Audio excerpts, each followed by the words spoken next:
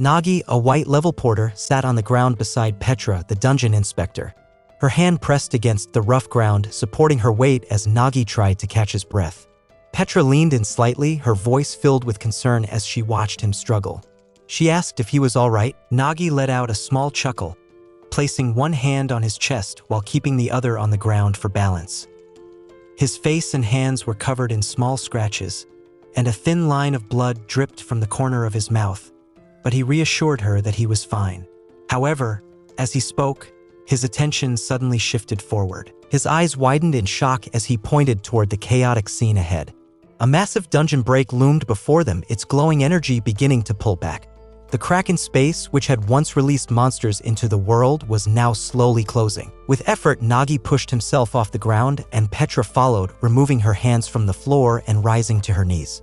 Nearby, another figure stood firmly, his expression tense. Durakan, a warrior, clenched his teeth as he watched the scene unfold. His jaw tightened in frustration as he muttered about the situation, finding it hard to believe that a lower-tier dungeon break had been handled with a single strike. Impressive, he admitted, though his voice carried resentment. His long hair flowed in the wind as he turned his sharp gaze toward another figure standing across from him. He immediately recognized the woman gripping her sword with unwavering strength. Twilight Wind's Agnesa Farid. He narrowed his eyes, reminding her that her guild had been inactive for 3 years. What brought her here now? Agnesa, however, remained completely still, her unreadable expression revealing nothing. She did not lower her sword. Instead, she pointed it directly at Durakan, her voice calm and unwavering as she spoke. She addressed him by name and stated plainly that there was no need for explanations given the scene before them. A mithril-ranked adventurer would never fail in a dungeon like this under normal circumstances. The only possible explanation was that Durakan and the Dawn Guild had deliberately caused the dungeon break.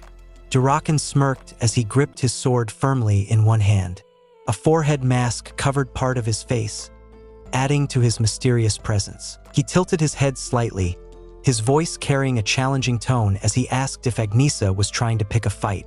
But in that brief moment, his thoughts drifted elsewhere.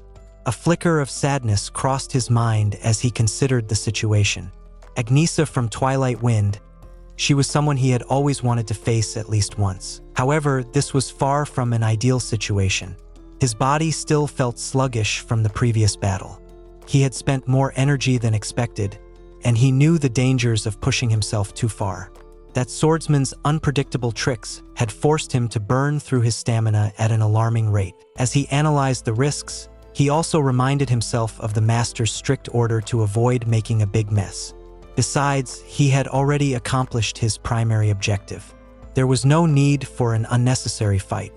With that thought in mind, he turned away from Agnesa Farid, choosing to step back rather than escalate the situation. However, Agnesa was not convinced. Her voice remained sharp and firm as she challenged him directly, accusing him of running away. Durakan stopped in his tracks, and a smirk slowly returned to his face. He turned his head slightly, his confident gaze meeting hers once more. He told her not to misunderstand that he was not running. He then pointed out a critical fact. That dungeon was a rift dungeon. Even for a mithril-ranked adventurer, success depended on countless variables and victory was never guaranteed. His voice remained steady as he spoke, showing no signs of fear or hesitation. Before anyone could respond, an angry voice suddenly cut through the air. Nero, a copper-ranked martial artist, sat on the ground, her fiery eyes filled with rage. She had been silent until now, but her frustration boiled over as she finally shouted at him. She called him a liar, her voice filled with raw anger. He had not just avoided clearing the dungeon, he had actively tried to stop and kill them. Durakan turned his head toward Nero, his expression filled with confusion. His voice carried a hint of amusement as he spoke. "Did I now?" A dark smile appeared on his face as he continued, his tone almost mocking. "Sorry to hear that, but it seems there is some kind of curse in that dungeon that prevents first-time entrants from distinguishing friend from." He paused for a brief moment, realizing how his words sounded. Quickly, he corrected himself, his voice steady but unapologetic. "Meaning that attacking you was not my intention." Nero, still on the ground, clenched her fists tightly. Her body was slightly bent forward, her hands pressed against the ground as she tried to steady herself. Her voice was filled with frustration as she glared at him. "You call that an excuse?" Durakan smirked, unfazed by her anger. Behind him, the dungeon break was rapidly closing, the last remnants of its glowing energy fading into nothing. He glanced back briefly before speaking again, his tone filled with confidence. If you do not believe me, you can check for yourselves. But too bad, the dungeon has already vanished.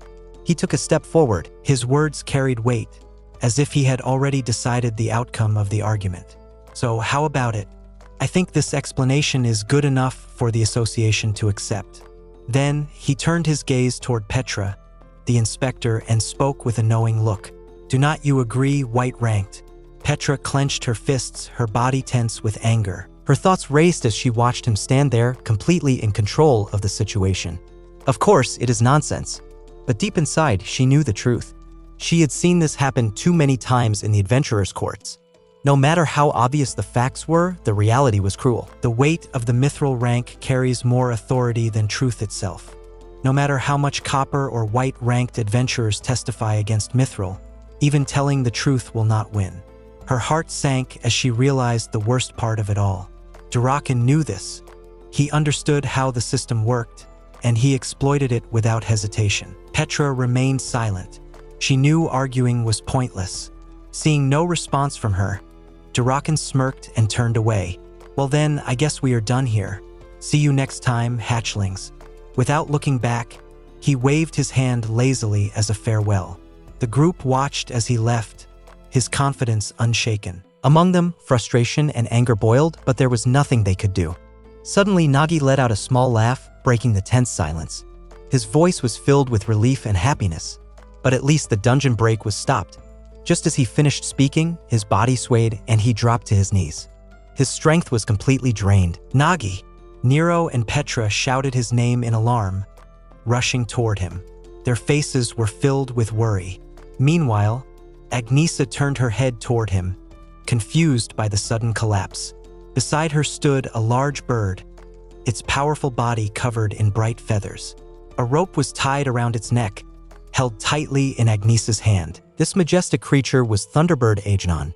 Agnesa wasted no time and spoke firmly. Let's put him on here. Agenon can get us to the city in no time. With her help, they carefully lifted Nagi onto the bird. The battle was over and the chaotic Rift Dungeon expedition had finally come to an end. As the sun rose, the village welcomed the morning without any damage. Life continued as usual, as if the danger from the dungeon break had never existed. Later that day, the Adventurers Association arrived. They offered apologies and made promises to prevent future incidents. But everyone knew the truth that it was just empty words. With Agnesa's assistance, Nagi was taken far away, deep into the western adventurers' city, Balem. This city was known as the nest where the wind rests.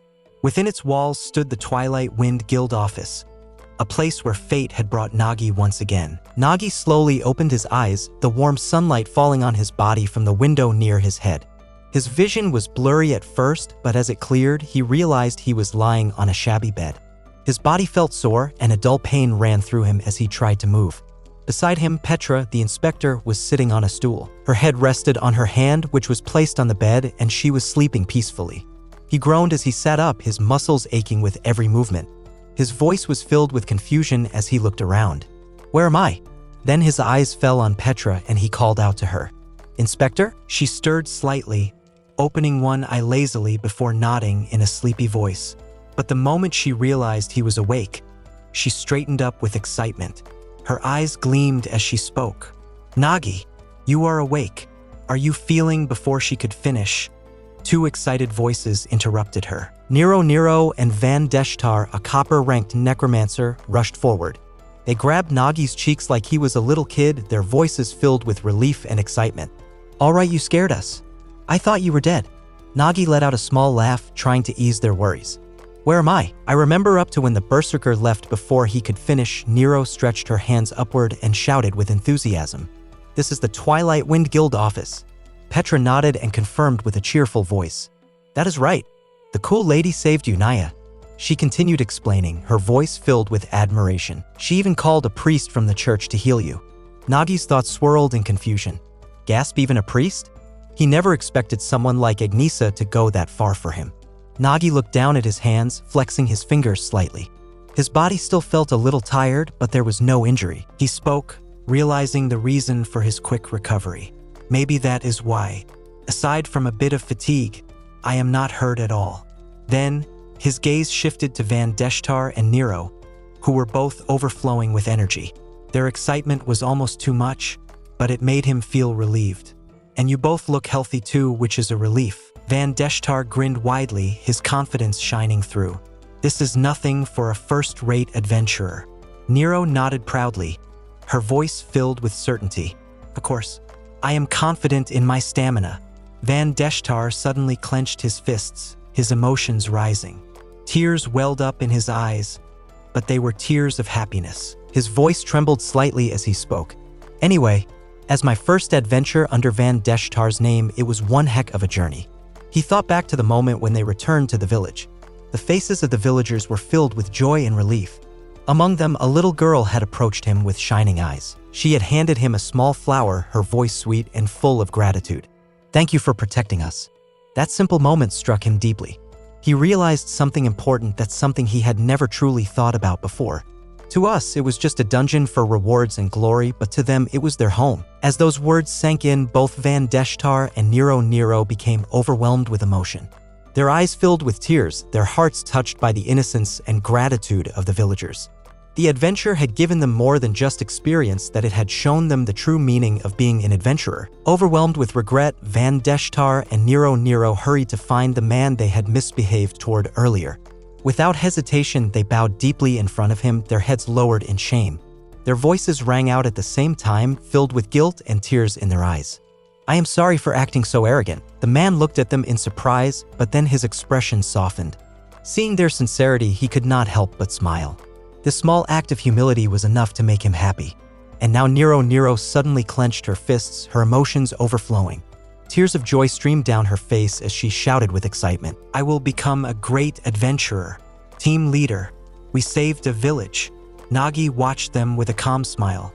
Their enthusiasm was contagious, and he could not help but laugh. That is good to hear. But deep inside, a heavy thought weighed on his heart. His eyes drifted toward the fake gold rank badge he had been carrying. I am glad we managed to protect the village. His grip tightened slightly as he continued thinking. But now that it is over, I should reveal the truth, right? That I am not a gold-ranked adventurer. His gaze shifted toward Nero and Van Deshtar, watching them celebrate their victory. In reality, I am ranked lower than both of them. His heart ached at the thought. I am just a white-ranked porter. Will they treat me the same once they know? Of course not. Taking a deep breath, he forced himself to smile, though it was filled with uncertainty. He needed to tell them the truth, no matter what. I need to tell you something. Please do not get mad. Nero and Van Deshtar, still cheerful, nodded without hesitation, encouraging him to continue. With a heavy heart, Nagi finally confessed. He told them everything, how he had been pretending to be an adventurer, how he had acted as their leader despite his true rank. The moment the words left his mouth, the air around them grew cold. Naturally, their reaction was ice cold. Nero looked at Nagi with a firm smile, her expression unreadable. After a moment of silence, she spoke calmly. Is that so? Well, I guess we understand. Her tone was light, but there was a certain distance in her voice. The bond they had built, though strong, had been formed on a lie. Now that the truth was out, it was as if it had vanished completely. Van Deshtar and Nero turned toward the exit, walking away without hesitation. Just before leaving, Nero glanced back over her shoulder, her smile unwavering. I will have you carry our gear next time, Naya. We will be off now, so rest up, Naya. With that, they stepped outside, closing the door behind them with a dull thud. The room suddenly felt quiet. Only Nagi and the inspector remained, the silence settling between them. Petra, who had been standing beside the bed, looked at him with confusion. Her voice was soft but filled with curiosity. Nagi, did you really need to tell them the truth? Nagi let out a small, awkward laugh as he rubbed the back of his head. They will become great adventurers. Working as a porter in the city, I am bound to run into them again. Better they hear it from me than find out later. Petra widened her eyes slightly at his words, taken aback by his reasoning. But then her hands clenched into fists and her voice turned serious. Nagi, you are right. You are not an adventurer. She took a deep breath before continuing, her tone firm. In my work as an inspector, I have met countless adventurers. Most of them only care about personal gain. They will not hesitate to commit atrocities for it. Her gaze softened as she looked at him. Unlike heroes or warriors, adventurers live solely for their own gain.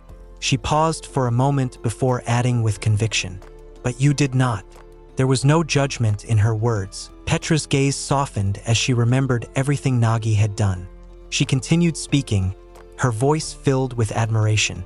"Even though there was nothing to gain, you conquered the dungeon. You risked your life with only one goal, just to save the village. And you asked for nothing in return." She took a step closer, her hands reaching out to hold his. Her face gleamed with sincerity as she smiled. "So no, Nagi, you are not an adventurer." But she tightened her grip on his hands, her voice full of conviction. "You are a hero." Nagi's heart sank at her words. He clenched his jaw, thinking to himself with disappointment. "No, I am really not." His mind drifted back to the dungeon break, to the moment when everyone had been too focused on Durakan and Agnesa's conversation to notice anything else. He remembered seeing a treasure chest, his eyes widening in surprise. "Wait, that is a Rift Dungeon clear reward." Excitement surged through him as he sprinted toward it, his exhaustion momentarily forgotten. "This is my lucky day." Ignoring his aching body, he had squeezed out every last ounce of strength to scoop up the rewards. Only after securing everything did he finally collapse from exhaustion. Now, sitting in the Twilight Wind Guild office, he hugged the bag tightly against his chest. A small, satisfied smile crept onto his face as he thought to himself, "I got all the rewards for myself, twice in a row." Petra tilted her head, watching his expression. "You look quite pleased."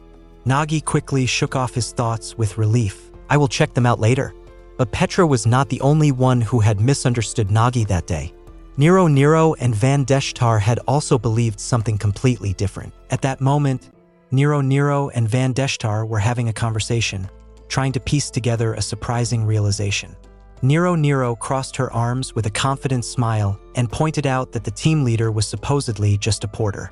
Van Deshtar, looking excited, responded happily, saying that she had figured it out as well. She nodded, agreeing that it was obvious, and he confirmed her thoughts. Their excitement grew as Van Deshtar clenched his fists and exclaimed that the leader was actually a gold-ranked adventurer pretending to be a mere porter. Nero chuckled, finding the idea fascinating, and called him a hidden master. Both of them laughed, believing they had uncovered the truth, and joked that the team leader must think he had fooled them. They even questioned if he really thought they were that clueless. However, what they failed to realize was that they were, in fact, even bigger fools than Nagi could have imagined. They then made a decision, assuring each other that they would keep his secret so that he could continue his act. They believed it would be their little secret and saw themselves as part of something special.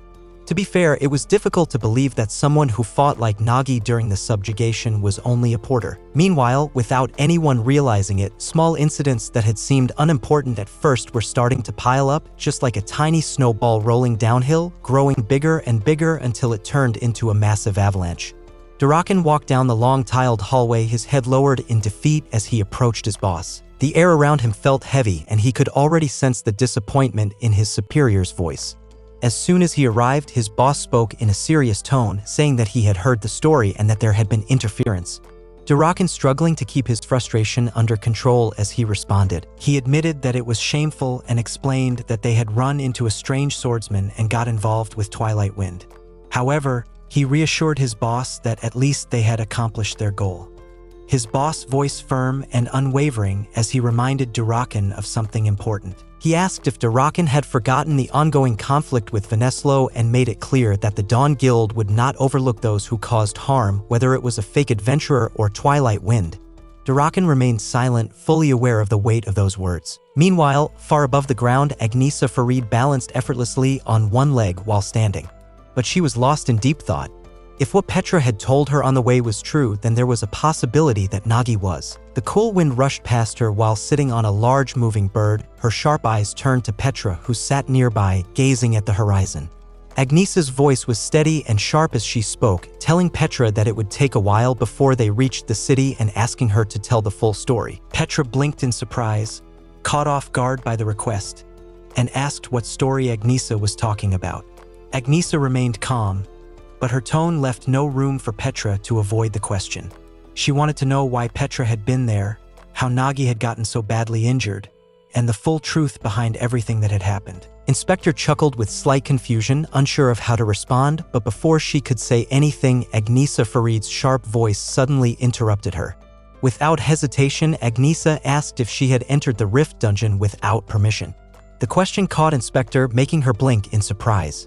She asked how Agnesa had known about it. Agnesa's tone remained firm as she explained that the makeup of Inspector's party did not match the registered subjugation team she had checked before heading there. However, she reassured Inspector that this was just a personal conversation and that she did not have the authority to hold her accountable even if there were illegal actions involved.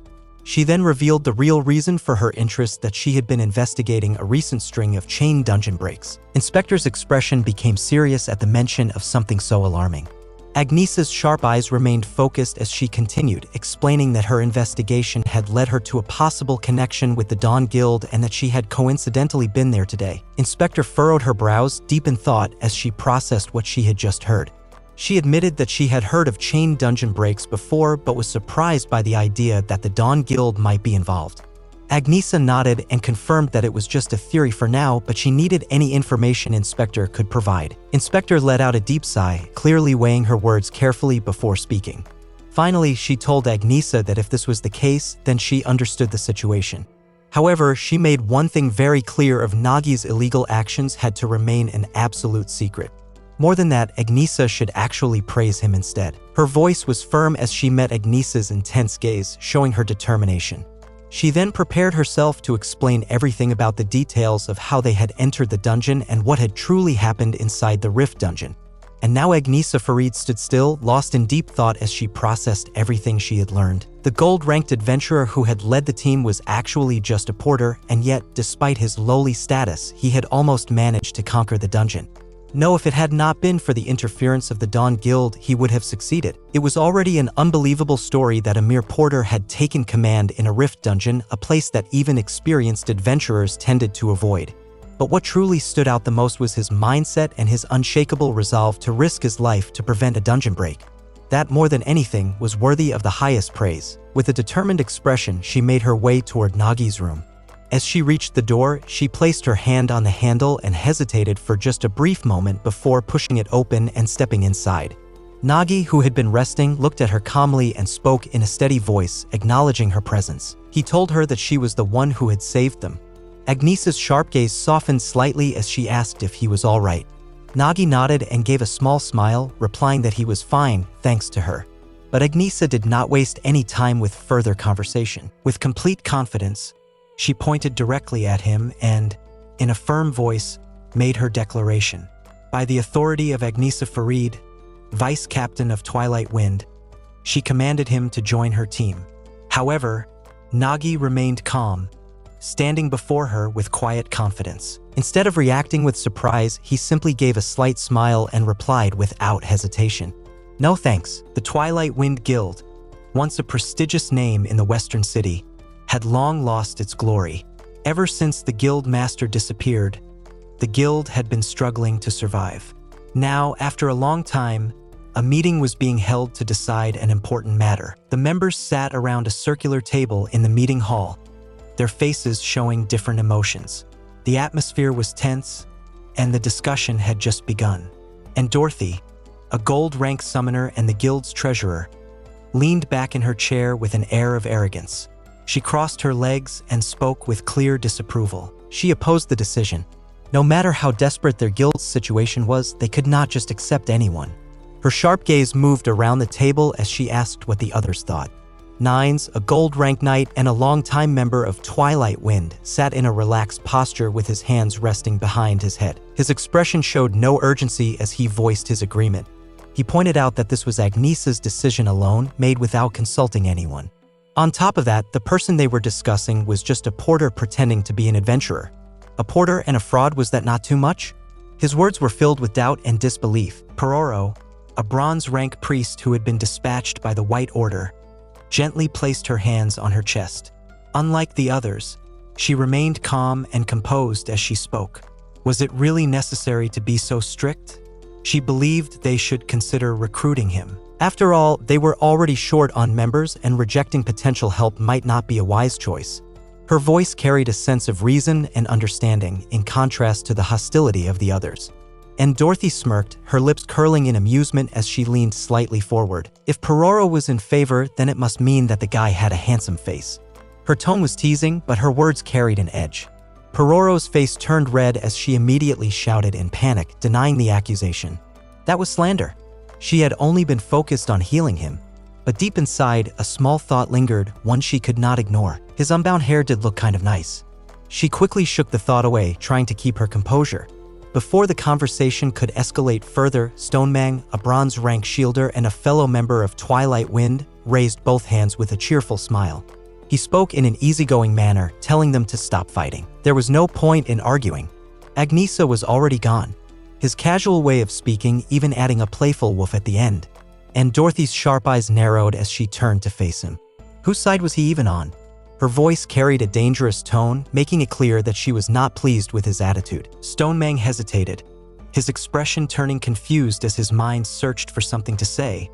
But before he could respond, and Dorothy cut him off with a warning. She told him to think carefully because if he chose the wrong side, she might withhold her healing. Fear crept into Stonemang's voice as he stammered, trying to explain himself. But his words broke off as the heavy door of the hall suddenly swung open. Everyone turned to see Agnesa Farid standing there. She did not hesitate as she spoke, her voice carrying a firm and clear message. There was no need to debate anymore. They had been rejected. A wave of shock spread across the room. None of them had expected this outcome. The room, which had been filled with heated discussions just moments ago, now fell into silence. In the other scene, Nagi was sitting on the bed in his room, holding onto his sack-like bag, which rested on the ground in front of him. In front of him stood the inspector, watching with a mix of curiosity and concern. Nagi stretched his arms with a relaxed smile, saying he was all set. The inspector's brows furrowed slightly as she asked if he was leaving already. Would not it be better to rest a little longer? Her tone carried genuine concern, knowing that he had been through a lot. Nagi, however, shook his head with a firm smile. He assured her that he was fine. Sitting around for too long only made him restless. His voice was steady, showing that his mind was already made up. The inspector nodded in understanding but could not hide the confusion in her eyes. She then asked why he had turned down the guild's invitation. After all, being part of a guild came with many benefits. It was rare for someone to refuse such an opportunity. Nagi chuckled at her words, finding amusement in the situation. Of course, he understood that joining a guild had plenty of advantages. But at the same time, it also meant getting tangled up with too many people, which only led to unnecessary troubles. He preferred things to stay simple and familiar, just the way they were now. The inspector seemed to agree with his reasoning, but there was still some hesitation in her voice. If that was what he preferred, she would not push him any further. However, she pointed out something important. This was now the second time he had crossed paths with the Dawn Guild. Would not it be safer to be under the protection of a guild? Nagi's smile remained as he reassured her. There was no need to worry. If anything, he had managed to come out of both encounters unharmed. Did she really think the Dawn Guild would bother with someone like him? After all, he was just a mere porter. The inspector nodded at Nagi's words, though a hint of worry still lingered in her expression. She told him that she hoped he was right. There was nothing more she could say to change his mind. With that, she straightened her posture and said she should head back to the association now. Nagi looked at her with gratitude, his voice carrying genuine appreciation as he thanked her for everything. She had been a great help and he did not take that for granted. As she walked toward the exit, she paused at the doorway and turned her head slightly to look back at him. Her voice was softer now, but still firm. No, she should be the one thanking him. If he ever needed anything at the association, he should not hesitate to come and see her. Nagi let out a small chuckle in response, amused by her words but also appreciative of the offer. As soon as she left, he let out a happy sigh and turned his attention to his bag. With excitement in his voice, he spoke as he opened the bag's mouth. Before heading out, he wanted to check his rewards. He wondered what he had received. A weapon, perhaps, or maybe something valuable. That would be great. He then called out for Gluttony, who was supposed to be inside the bag. But there was no response. Frowning, Nagi leaned in closer and searched through the bag's contents. His upper body disappeared inside, leaving only his legs sticking out from beneath his knees as he rummaged around. His voice echoed inside the bag as he questioned where Gluttony had gone. Where was he hiding, that little fool? After a few moments of searching, his eyes finally landed on Gluttony. Relief washed over him as he let out a deep breath. There he was. Standing inside the bag, Nagi looked at Gluttony closely. Something about him seemed off. He asked why he had not come out when he was called. And more importantly, what was with that strange look on his face? Gluttony, now standing in front of a chest, shifted nervously. His voice came out in a panicked tone as he quickly dismissed Nagi's concerns. It was nothing. Nagi's excitement grew as he looked at Gluttony with eager eyes. He asked if he had checked what was inside the box. What kind of reward had they received? His voice was filled with anticipation, hoping for something valuable. Gluttony hesitated for a moment before giving a short and simple answer. There was nothing. Nagi's excitement faded into a thoughtful expression. Nothing at all? That sounded suspicious. Gluttony quickly tried to clear up any doubts, insisting that it was not suspicious at all. His voice lacked confidence, and that only made Nagi even more curious. Without wasting another second, Nagi pushed Gluttony aside and stepped forward. If Gluttony was acting this strange, then he would check the chest himself. His voice was firm as he told him to move aside. Gluttony panicked and shouted in protest, trying to stop him, but it was too late. Nagi had already opened the chest. His face lit up with a confident smile as he lifted the lid, expecting to see treasure or something valuable inside. But instead of gold, weapons, or rare items, what he found left him completely confused. Inside the chest, small creatures was present look like they are three. They were tiny, fluffy, and curious eyes. At first glance, they looked like puppies. Nagi looked at them, struggling to understand what he was seeing. What were these little guys? Were they puppies? Or some kind of baby creatures? And most importantly, why were they inside the box? He turned his head to Gluttony, demanding answers. His voice was sharp with confusion as he asked what was going on. What had happened to the reward they were supposed to get? Gluttony's expression shifted into nervousness. His voice broke slightly with fear as he tried to explain himself. He had done nothing wrong. He was just sorting the bag like usual. But when he opened the box to organize things, he had found a bunch of stone-like eggs inside. And then, all of a sudden, these little guys had hatched. Nagi blinked, processing what he had just heard. His treasure had turned into baby creatures. The situation had taken a very unexpected turn. His mind raced as he tried to make sense of the situation. If what Gluttony said was true, then those must have been monster stones. They were not completely worthless sometimes. People with taming talents bought them. But now that these ones had already hatched, things were different. Judging by their appearance, they did not seem like anything a tamer would want. This was a problem. He had used up a lot of items in the dungeon and was counting on this reward to make up for it. But now, instead of treasure, he had a handful of tiny creatures. What was he supposed to do with them? As Nagi was lost in thought, Gluttony continued explaining what he had learned from the little creatures. He said they were poor things. According to them, their parents had been exploited by the Serpender dragon and forced to live as slaves in Sky Castle. Their parents had trapped them inside the monster stones to save them. Nagi let out a frustrated sigh. What kind of unnecessary backstory was that? Still, it at least explained why they had been inside the chest in the first place. Before Nagi could think of what to do next, Gluttony suddenly spoke with excitement. He wanted to raise them. He promised to take good care of them. Nagi nodded slowly, asking himself what the best decision was. In the end, they might be useful, so there was no harm in keeping them for now. With a small, agreeing smile, he made his decision. It was just 3 little creatures. What could possibly go wrong? He then turned to Gluttony with a firm voice and told him to take care of them. But he also gave a warning that if they wrecked the bag or made a mess, he would not hesitate to kick them out. Gluttony was overjoyed and shouted with excitement, telling the little creatures that they had permission to stay. The tiny creatures immediately reacted, popping out of the bag one after another. Nagi was shocked. He had only expected 3 of them, but now there were way more. He asked in confusion how there could be so many. Realizing the situation had turned into complete chaos, he let out a laugh and sat down on the ground beside the bag. This was an absolute mess.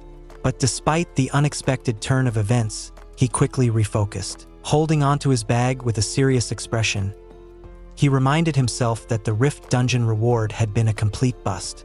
But then, his expression softened into a smile. There was still the Cave Dungeon reward. That would be his next priority. Soon, he arrived at the loot trade area. Standing in front of an old merchant, he placed a heavy sack on the table with a satisfied grin. He was selling all the magic stones and monster loot he had collected. This was it. It had been so long since he had touched this much money. As he thought about the gold he earned, he began planning how to spend it. First, he needed to restock all the supplies he had used up.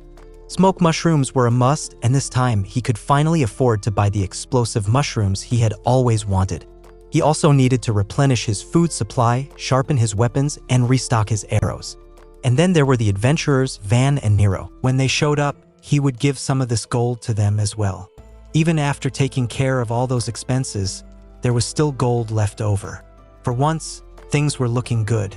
Nagi's face lit up with happiness as he took the money and ran outside, holding a stick of ice cream in his hand. The cool sweetness melted in his mouth as he ran along the tiled path, stretching his arms wide as if he were flying through the air.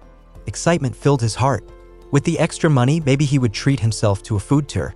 Meanwhile, on the roof of a nearby building, a man with silver hair sat with a smirk. His sharp eyes followed Nagi's movements as he spoke to himself. Was that really him? The guy who had caused trouble for the Dawn Guild? He had thought it was just a rumor, but now that he saw him in person, he could hardly believe it. Nagi was really just a white-rank adventurer. It was one thing for a mere white rank to throw a few small fries into prison, but the rumors said he had even managed to land a hit on Durakan. That was not something just anyone could do. Nade's smirk grew as he turned to the shadowy figure near him and asked for his opinion. What did he think? Did Nagi look strong? The shadow near him, known as Zero, had only one eye. His voice was steady as he replied. If something happened once, it could be luck. But if it happened twice, then it was no coincidence. Even a white-rank adventurer could be dangerous under the right conditions. He warned Nade to be cautious. Nade nodded with a knowing smile, his eyes filled with excitement. This was exactly why he was looking forward to this. Normally, he would not waste his time on a white-rank adventurer. But if Nagi really had something up his sleeve, then this fight might actually be worth it. He hoped Nagi would not disappoint him. Without hesitation, he gripped his weapon tightly and leaped from the rooftop, rushing toward Nagi at full speed. His attack came fast and sharp, but at the last moment, Nagi moved aside, dodging it with ease. Shocked but alert, he shouted in anger, demanding to know who Nade was. Nade smirked with sarcasm, his voice calm but taunting. He had openly exuded killing intent, yet Nagi had reacted so quickly. That was proof enough that he was no ordinary porter. Now, Nade was intrigued, but this fight was far from over. Nagi tried to make sense of the situation. What was this guy talking about? He barely had time to think before Nade launched another attack. Reacting swiftly, Nagi moved backward in an instant, his knee touching the ground as he pushed himself back. Nade's grin widened as he called out, demanding Nagi show him the skills he had used to mess with their guild. He wanted to see what a white rank like Nagi was truly capable of. Nagi let out a short laugh, but his eyes sharpened with focus. Who the hell was this guy? His guild badge clearly said he was a gold rank wizard, yet he was fighting like an assassin. This level of hostility was not something he could ignore. He had no choice now except he had to fight back. Nagi swiftly pulled out his sword from the bag on his back. His sharp eyes locked onto Nade as he dashed forward. Nade, also running toward him, smirked and asked if he was finally ready to get serious. He wanted to see the swordsmanship Nagi had used to toy with Jephanom. But just as Nagi unsheathed his sword, something unexpected happened. There was an object tied to the blade with a rope. Nade's eyes narrowed in confusion as he tried to figure out what it was. What was that thing attached to the sword? It was none other than a porter's special toolset, specifically a shoddy explosive mushroom bomb. Its most important feature was it exploded. Without hesitation, Nagi activated the mushroom explosion, one of the porter's secret techniques. In an instant, fire erupted and spreading while Nagi took the chance to run. A mischievous smile formed on Nagi's face as he muttered to himself. Only a madman would fight an adventurer head-on. The first thing to do was run. Then he dramatically started shouting at the top of his lungs as he ran toward the crowded area of the city. His voice was filled with panic as he cried out for help. He screamed that he was going to die, that someone needed to save him. He called for the guards, claiming that a robber was after him. The sudden commotion caught the attention of a nearby guard. The guard demanded to know what was going on. Nagi pointed straight at Nade, his voice filled with urgency as he explained that the man chasing him was a thug, pretending to be an adventurer. He even claimed that Nade had tried to kill him. The guard's eyes widened in shock as he looked at Nade carefully. Then, as recognition hit him, he spoke with surprise. Was this really Nade of the Dawn Guild? Nade, standing at a distance, let out a sarcastic chuckle. So, Nagi was choosing to run away instead of fighting? How disappointing. Nagi's eyes widened in shock as he processed the situation. Was Nade really from the Dawn Guild? If so, then this had to be the retaliation Petra had warned him about. But even if they were furious, did they really have the audacity to attack him in the middle of the city like this? The guard, still confused by the sudden commotion, turned to Nade and asked politely what was going on. He needed an explanation. Nade repeated the question as if it was obvious. Then, without warning, he lunged forward and struck Nagi. The impact sent Nagi crashing to the ground, a sharp scream of pain escaping his lips. Nade stood over him with a smug expression, his voice dripping with arrogance. He said it was just a little discipline. According to the rumors, Nagi had poisoned the Dawn Guild members' food and ruined their dungeon raid. A mere porter had dared to harm their prestigious guild. Because of that, Nade had not even received his share of the profits. He made it clear to everyone watching everyone knew what happened when someone messed with the Dawn Guild. Nagi's anger flared as he shouted in protest, denying the accusation. He was not the one who had done those things, it was the adventurers from the Dawn Guild who had tried to kill him first. He begged the guard to believe him, his voice desperate. But Nade only chuckled, amused by his struggle. Nagi let out a small laugh himself, though it was bitter. He already knew the truth. As Petra had warned him, the Dawn Guild held significant influence. In a situation like this, no one was going to take the side of a white rank like him. Helping him would not benefit anyone. In fact, it would only bring trouble. As the tension in the crowd grew, a boy hesitantly spoke up, saying he had heard a similar story before.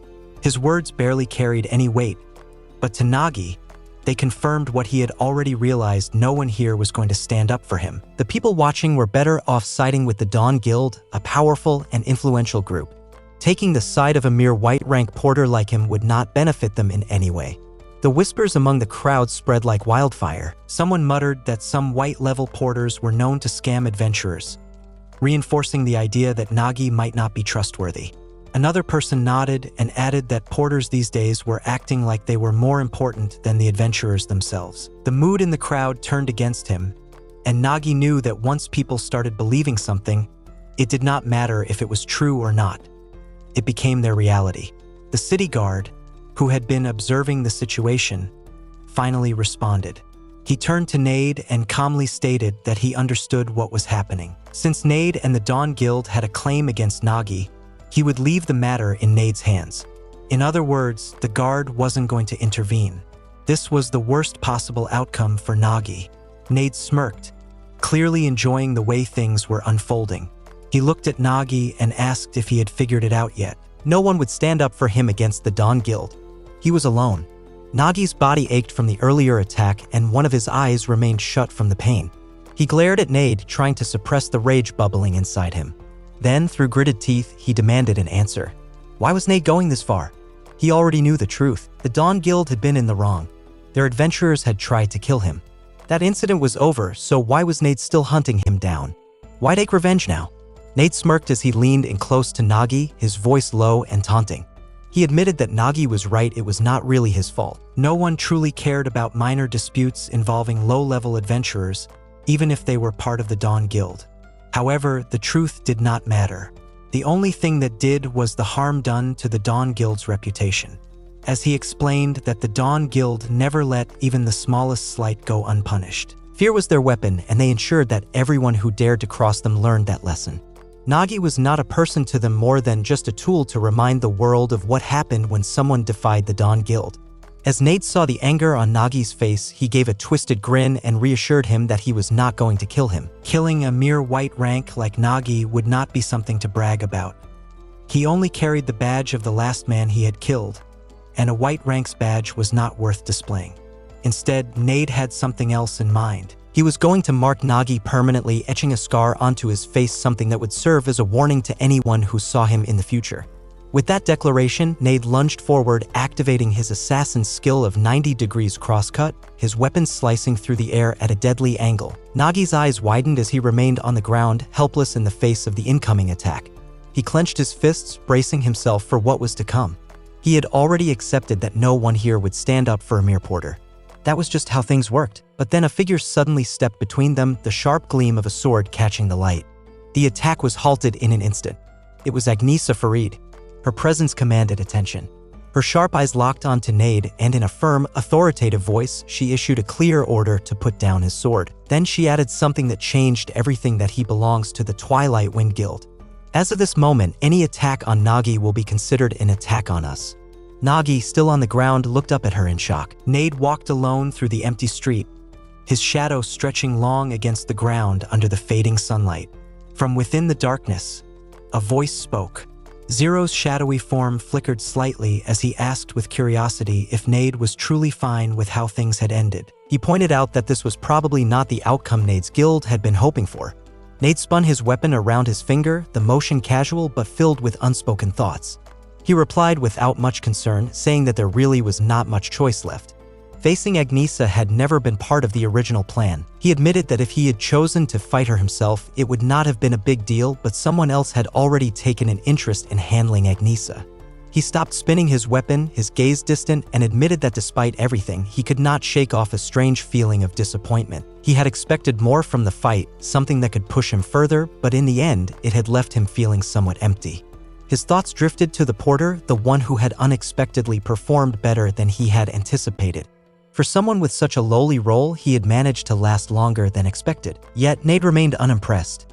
A porter was still just a porter, an insignificant figure in the grand scheme of things. The fight had ended too suddenly, and after everything the porter had gone through, he would most likely be too scared to take any further action. Zero smiled slightly, his expression carrying a hint of amusement. He asked again, as if testing Nade's certainty, whether the porter would truly remain too afraid to act. Nade stood with a confident smile, but suddenly he felt something warm trickling down his cheek. His expression shifted to confusion as he raised a hand and touched the thin cut on his face. Drop of blood smeared across his fingers, and he frowned in surprise. He had not even realized when he had been wounded. His voice carried both disbelief and curiosity as he questioned whether Agnesa had managed to land a hit on him without him noticing. Zero watched him closely, his voice calm yet filled with meaning as he responded. He pointed out that Nade had failed to notice something crucial and urged him to retrace his steps carefully. Step by step, he needed to recall every moment from the start of the fight, from the instant he had first encountered Nagi, all the way to the moment you had seemingly finished him off. Zero emphasized that it was at the very moment Nade had believed everything was over, the moment he had assumed Nagi had completely given up, that the real attack had taken place. Nade's mind worked through the fight as Zero explained further. Even in that desperate situation, Nagi had never truly surrendered. He had waited patiently, reading Nade's every move. In the final moments, when Nade's focus had been locked on the fight above him, Nagi had used that brief opening to strike. He had hidden a dagger inside his sleeve, waiting for the perfect chance to attack. At that time, Nagi's sharp eyes had held a firm resolve. He had thought to himself that if no one in this world would stand by his side, then he would protect himself. His determination had been unshaken, and with that belief, he had thrown his dagger with precision. The blade had cut through the air and slicing across Nade's cheek. Though it was only a minor wound, it was enough to prove that Nagi had not been as weak or helpless as Nade had assumed. Zero's voice remained calm but firm as he continued speaking. He reminded Nade of something he had told him many times before. The moment a person believed they had defeated their enemy was exactly when they became careless. That was when they lowered their guard, leaving an opening and narrowing their vision and making them vulnerable to unexpected attacks. Nade listened, but his confusion evident as he processed Zero's words. He questioned whether he had truly been the one to let his guard down this time. Meanwhile, Nagi stood lost in thought, his expression filled with disappointment. He had carefully prepared that hidden dagger, knowing that there might be a moment when he would not be able to retrieve his weapons from his bag. Yet, despite landing a hit, it had not been enough to make a real difference. His attack had only left a small cut on Nade's cheek, proving that he lacked the firepower needed to face an adventurer of that level. He sighed, realizing that if Agnesa had not stepped in to help him, he would have been in serious danger. Frustration settled in as Nagi thought more about Nade. He could not shake the question from his mind that was just, who was this man? He wondered if the Dawn Guild would really send such a powerful adventurer just for something as simple as revenge. The thought made his stomach turn. He did not want anything to do with Nade or his guild ever again. If possible, he wanted to avoid crossing paths with them for the rest of his life. As Nagi stood deep in thought and lost in his worries, a firm hand suddenly rested on his shoulder. The nine standing beside him with a confident smile. Nines asked what had him so lost in thought and teased him, wondering if he was scared. Beside them, Stonemang stood with his usual sturdy presence. His voice was encouraging as he spoke, mentioning that after everything that had happened in the plaza, Nagi was probably still haunted by the memory. His words were followed by a familiar woof, a habit that always accompanied his speech. Hearing this, Nagi let out a small laugh, shaking off some of his tension. Nines continued, explaining that Nade was notorious even within the Dawn Guild. Stonemang added more details, explaining that Nade was not just an adventurer, instead he controlled a gang of back alley thieves. Even the city guards avoided dealing with him, turning a blind eye to his actions. He laughed before continuing, admitting that while he had heard about the Dawn Guild before, he had not realized they would go to such extreme lengths. Nines agreed, pointing out how absurd it was that the guild would attack someone in the middle of the city just because of a grudge. As they talked, the group walked together, but Agnesa Farid was ahead of them, leading the way, her steps firm as she guided them forward. Though they spoke casually, Agnesa Farid nodded, her sharp eyes scanning the group as she spoke with confidence that this was exactly why she had brought them here.